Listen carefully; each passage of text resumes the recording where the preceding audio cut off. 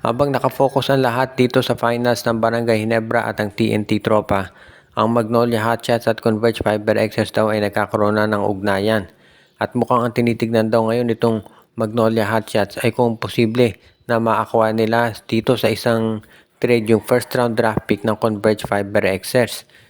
Mukhang gustong ang gawin ng Magnolia ay mag-build up dito sa darating na draft dahil ang Converge, tandaan natin, medyo maaga na eliminate dito sa PBA Commissioner's Cup. So ang iniisip ng Magnolia, magiging mataas yung ranking ng draft pick nito.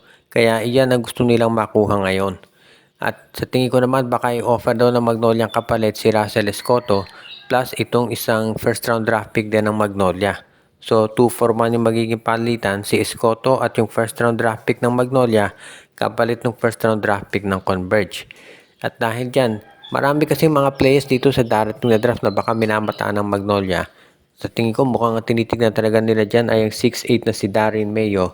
Dahil ito raw ay maganda ang nilalaro ngayon, no? Pwede ito maging small forward, power forward at point guard. Actually, sa height nito na 6'8, kahit anong posisyon sa PBA, pwede nitong laruin. Kaya nga siya talaga yung pinag-iinteresan daw ngayon na makuha nitong Magnolia Hotshots. Dahil kung makukuha nila yung draft pick ng Converge, inaasahan na baka ito yung maging top 5, no? So baka pumasok dyan si Darren Mayo. Kaya nga itong Magnolia Hotshots, masinsinan yung nagiging negosasyon. At kung hindi rin tatanggapin ng Converge si Russell Escoto, meron silang mga ibang players na pwedeng i-offer na kapalit.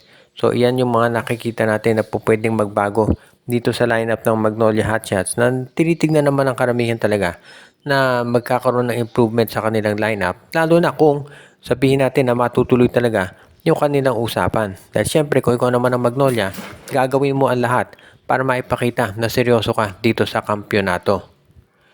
Ang Meralco Bolts naman ngayon ay isa pang team na seryoso din yung gagawin daw nila na pag-adjust dito sa roster. Ang isa daw sa nakikita natin, no, na pwedeng gawin ng Meralco ay baka i-trade na ang veteranong si Alin Maliksi plus magbawas ng point guard. Si Maliksi hindi na masyadong nagagamit dahil yung posisyon niya ang nilalaro na ngayon ay itong si JV Mocon. Kaya nga mukhang itong si Maliksi ay iti-trade na ng Meralco Bolts. Plus pagdating naman sa point guard situation, sobrang dami. Nandiyan si Newsam, si Cancino, si Brickman, si Aaron Black, si Anjo Karam. Sobrang daming point guard itong Meralco Bolts. Kaya nakikita ko na baka magkaroon na ng trade dyan. Dahil yan siyempre yung gagawin talaga ng Meralco, lalo na at alam nila na kinakailangan nila na magkaroon ng adjustment dito sa kanilang roster. At alam din natin na may pressure na dito kay Luigi Trillo at Nenad Vucinic na mag-champion. Kaya yung pagkuha sa mga high caliber players ang magiging number 1 priority nitong si Coach Trillo ngayon. Pagdating ka naman dito kay Chris Newsam, kahit na tumatanda na to si Newsam, hindi ko nakikita na bibitawan niya ng Meralco unless superstar din yung magiging kapalit. So yan yung pwedeng mangyari dito sa Meralco Bolts ngayon. Na alam naman natin na isa talaga dito sa mga teams na nagre-ready na gumawa ng hakbang para sila yung manalo.